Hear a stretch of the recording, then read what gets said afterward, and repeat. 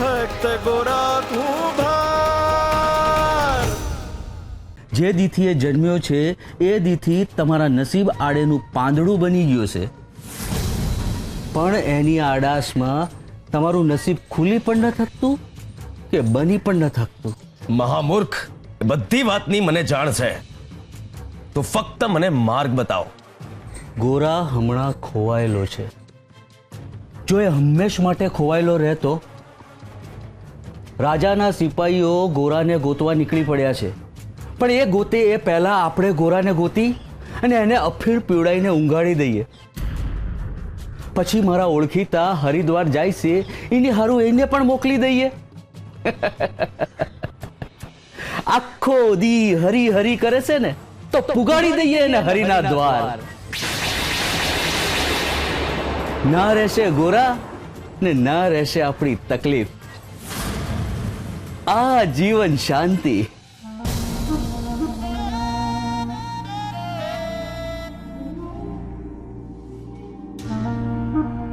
હું કહો છો બાપા?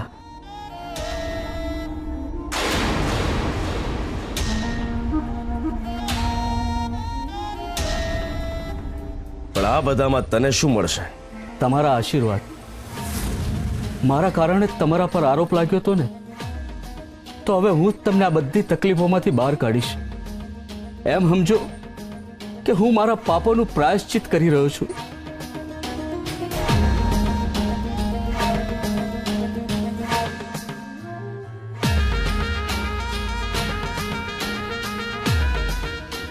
પણ રાજાના સિપાહીઓએ આપણી પહેલા ગોરાને શોધી લીધો તો?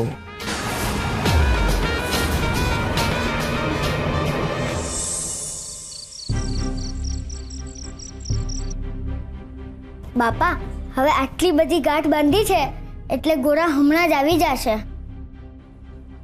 સુરા બેટા, કરમની ગાંઠ ખુલે ને એટલે હંધાય દુઃખ દૂર થયો। હરી છે ને ગોરાને ઝટ પાછો મોકલી દેશે। હા બાપા, આજે જો બૈલો નહીં આવે ને તો કાલે સવારે જેવી આપણી આંખું ખુલશે ને એવો ગોરા બારણે ઊભો હશે। હા બેટા, એવું જ થાય। હા, તને ભૂખ લાગી હશે ને? હાલ હું તારી હાટુ રોટલા ઘડી દઉં। હાલ માર બેડો। ના માં, મારે ન જ ખાવું। હવે હું ત્યારે જ ખાઈશ જેમાં બૈલો પાછો આવશે। હું અને ગોરા હાથે જ ખાઈશું। ભગત, સુરા બેટા, આમ જીદ ન કરાય, ખાવાનું તો ખાવું પડે ને। હાલ હાલ, હું છે ને તને મારા હાથે ખવડાવું। હાલ બાપા, મારા બૈલાએ ખાધું હશે તો પછી હું પણ નહીં ખાઉં।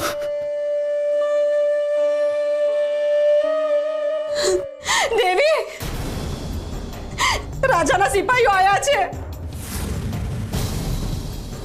ને ગોરા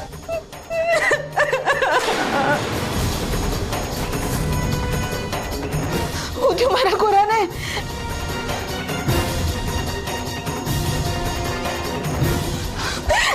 સગીરબેન, હું થયું મારા ગોરાને? ગોરા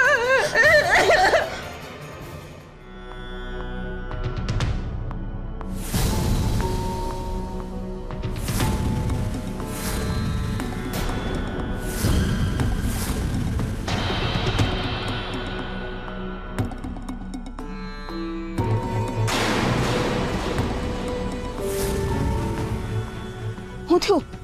મારો ગોરા મળ્યો? તમે લોકો બોલતા કેમ નથી? ક્યાં છે મારો ગોરા? ક્યો ને? અરે કાક તો બોલો, ક્યાં છે મારો ગોરા? ગોરા મળ્યો કે નહીં? ભગત,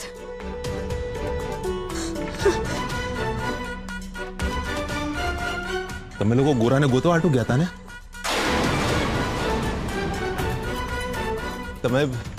તમે કેમ કાંઈ બોલતા નથી? બોલો ને, બોલો ને, ગોરા જેડો કે નહીં?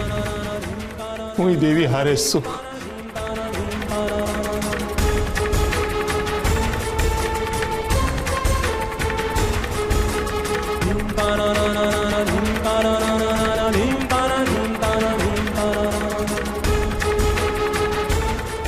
મને તારા પર પૂરી શ્રદ્ધા છે હરી, એટલે જ્યાં લગન મારો ગોરા તારા ભાઈબંધના હેમખેમ હોવાના વાવડ નહીં મળે ને, ત્યાં લગન હું તારી સામેથી નહીં કહું.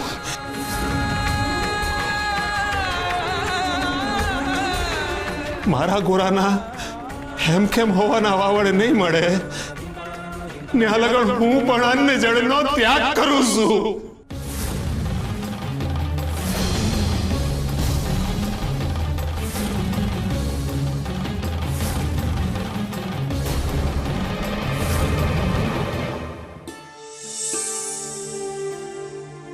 ના, આ શું? જે ગોરાનો જન્મ તમારા મહેમાને લોકોના હૃદય સુધી પહોંચાડવા માટે થયો હતો,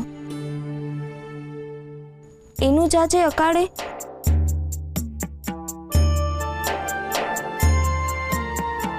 બોલતા બોલતા અટકી કેમ ગયા રૂકમણી? બોલી ના શક્યા કે શબ્દો ના મળ્યા? ના, આ ઘટના મારી સમજમાં નથી આવતી. ગોરા અને એના પરિવાર સાથે કેમ આવું થઈ રહ્યું છે? જે પરિવાર હંમેશા શ્રદ્ધાથી તૃપ્ત રહેતો, એ કેમ દુઃખના દરિયામાં ડૂબી રહ્યો છે?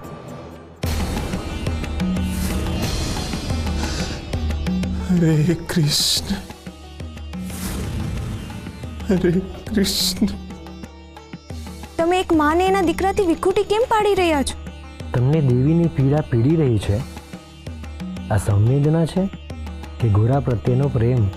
પીડા તો પીડા હોય છે નાથ. ના, જો એ સંવેદના છે તો એક કરુણા છે, માનવતા છે. ને પ્રેમ છે તો એ સ્વાર્થ છે. સંવેદના મૂલ્ય હોય છે, જ્યારે પ્રેમ લાગણી છે. મનુષ્યના દુઃખોનું કારણ જ એની આસક્તિ છે. બુદ્ધિકાઓ સાથેનો લગાવ એના દુઃખોનું કારણ બને છે, કારણ કે ક્યારેક ને ક્યારેક તો આ લગાવ તૂટવાનો જ છે, અને એ ઘડી અસહ્ય વેદના આપે છે. રૂકમણી, ખરેખર આ કસોટી દેવી અને પરમાની નહીં, પણ ગોરાની થઈ રહી છે. પરંતુ ગોરાની કસોટી કેમ? ક્યારેક તો એણે ટેવ પાડવી જ પડશે ને. શેની ટેવ નાથ? એ તો સમયના પેટાળમાં દટાયેલું છે રૂકમણી. સમય આવશે ત્યારે જ ખબર પડશે. વાહ પગલા વાહ, એક ઝાટકે તે આખા ગામને હલાવી નાખ્યું. બાપા, તમારી કૃપા છે. કાવતરા કરવાના કવત તો તમારી પાસેથી જ શીખ્યો છું. તમે જ મારી પ્રેરણા છો. આ હંધુય જે કરી રહ્યો છું ને, એ તમારા આશીર્વાદ થકી જ કરી રહ્યો છું. શું બોલે છે મૂર્ખ? પૂજારી બાપા, તમારા વખાણ કરું છું. અક્કલના ઓથમીર, તું મારા વખાણ કરે છે કે નિંદા, મને એ જ સમજ નથી પડતી. બાપા, એ તો હવની સમજ શક્તિ ઉપર જાય ને. હા, એટલે બાપા હું એમ કહું છું કે હવે આપણે આગળ શું કરવાનું છે?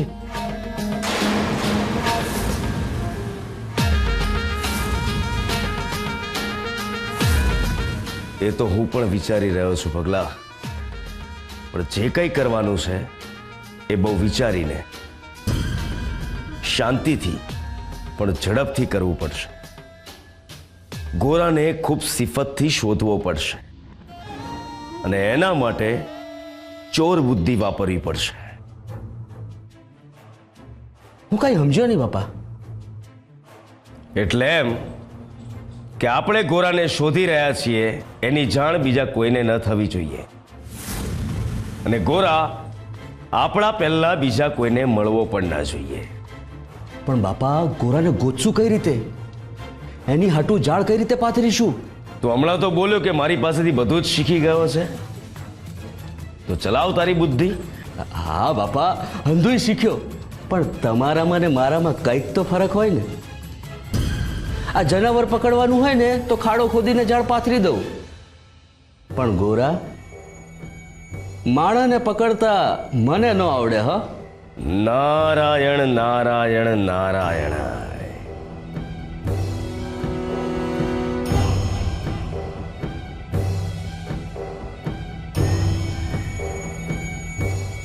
બગલા, માની લે કે ઝાડ પથરાઈ ગઈ. મને એમ કે તારો એક પિતરાઈ ભાઈ ઓખા રહે છે કે નહીં? હા. તો આવતીકાલે સવારે ત્યાં એક અફવા વહેતી કર કે ગોરાના મૃત્યુના સમાચાર સાંભળીને ગિરધરદાસની આંખો ખુલી ગઈ છે. એમને એમની ભૂલ સમજાઈ ગઈ છે, એટલે એમણે એમના કર્મોનું પ્રાયશ્ચિત કરવું છે. અને એટલે જ ગિરધરદાસે પરમાને એના પરિવારને મંદિરમાં આવવાની પરવાનગી આપી દીધી છે. ગિરધરદાસ કોઈ પણ રીતે પોતાના કર્મોનું પ્રાયશ્ચિત કરવા માંગે છે, પરંતુ ગોરાએ કૃષ્ણ મૂર્તિના દર્શન નથી કર્યા એ વાતથી અત્યંત દુઃખી છે. જો ગોરા જીવતો હોત તો એને પણ કૃષ્ણ મંદિરમાં આવવાની અને મૂર્તિના દર્શન કરવાની પરવાનગી આપી દીધી હોત. પૂજારી બાપાને તો હજી ખબર જ નથી કે ગોરાએ કૃષ્ણ ભગવાનની મૂર્તિ જોઈ લીધી છે. પણ જો અટાણે એમને સમજાવવા જઈશ ને તો નવું પ્રકરણ ચાલુ કરશે. જવા દે બગલા, અજ્ઞાનમાં જ આનંદ છે. કૃષ્ણ મૂર્તિ જોવાની લાલસા ગોરાને ગામમાં પાછો ખેંચી લાવશે. પણ બાપા, ગોરા હશે કોની પાસે? અને એ વ્યક્તિ એને હુકામ છોડે? મૂર્ખ! આ ભરણ કંચનનું થાય, પિત્તળનું નહીં. અને કોઈ ગોરાને શું કામ એની પાસે રાખે? એ તો ક્યાંક છુપાઈને બેઠો હશે. એને ને એના પરિવારને મંદિરમાં આવવાની અનુમતિની વાત સાંભળીને એ જ્યાં હશે ત્યાંથી ગામમાં પાછો આવી જશે. વાહ પૂજારી બાપા વાહ! તમે તો અક્ષર દવા ગોતી નાખી ગોરાને પાછા લાવવાની. તમે તો પાપ્યો નાય ગુરુ છો.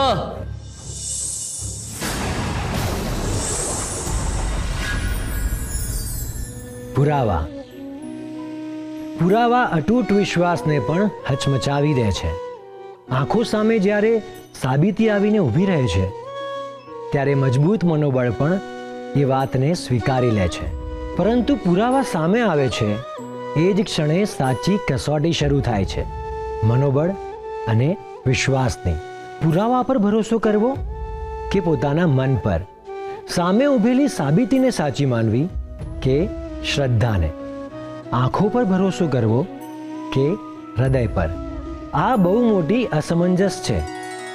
અને જો સમય જતાં આ અસમંજસ અને મૂંઝવણનો અંત ન લાવવામાં આવે તો એક એવી મનોવ્યથા ઊભી થાય છે જેમાંથી બહાર નીકળવું ખૂબ જ કપરું બની જાય છે. એથી ઉત્તમ એ જ છે કે પુરાવાની ખરાઈ કરવી, બુદ્ધિ શક્તિનો ઉપયોગ કરી એની સત્યતા સુધી પહોંચવું અને એ સત્ય જે આવે એને સ્વીકારવું. યાદ રાખજો, પુરાવા આધાર છે, સત્ય નહીં. તર્કની એરણ પરથી નીકળેલા પુરાવા જ સત્યની નજીક હોય છે.